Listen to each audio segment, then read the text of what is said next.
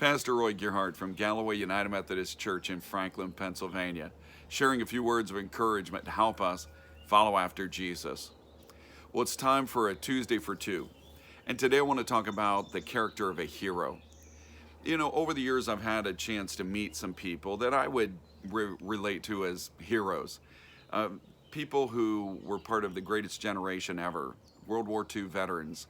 My wife's dad was a veteran. He was in the Army during World War II and faced some pretty horrendous combat situations. I also, in my travels, remember very distinctly meeting a man who had been on a B 22 bomber. And I remember in particular, whenever I met this man, how I was struck by the contrast of this image of him in that kind of combat situation, all this danger around him, his life under threat at any moment of ending. And yet here I was meeting this guy who was like retired, an ordinary looking guy. But as I pondered that, I realized that the character of a hero is not just something that emerges in a moment of crisis or danger, but it's a characteristic that is able to be lived out day in, day out. And then when the chips are down, when it's really critical, they're capable of continuing to exercise those qualities at a higher level. And what are those characteristics? It's number one, a humility, that they are humble people. And this allows them to care not just for themselves, but for others.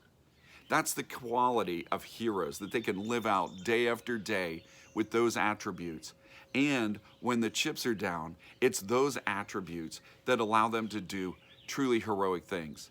I mean, the distinction between a hero and somebody who is able to accomplish great things is that humility and the ability to care for others and put the need of others ahead of their own. That's what we saw in Ruth, or in the book of Esther, and when we see her story along with her uncle Mordecai. But Esther in particular is willing to put her life on the line. She is humble, in fact, throughout her story, and she is willing to put others first, right down to the moment when her people are under threat of being annihilated in Persia, and she takes the risk that is required in order to approach the king, in order to plead her case and rescue her people. She prayed, she sought God, she needed all the strength and support of others in order to encourage her to do that. So you see that being heroic isn't just a matter of courage, it's a matter of humility and a willingness to put yourself on the line for the blessing and benefit of others. You can do that every day, and God can bless it in ways that you can't even imagine.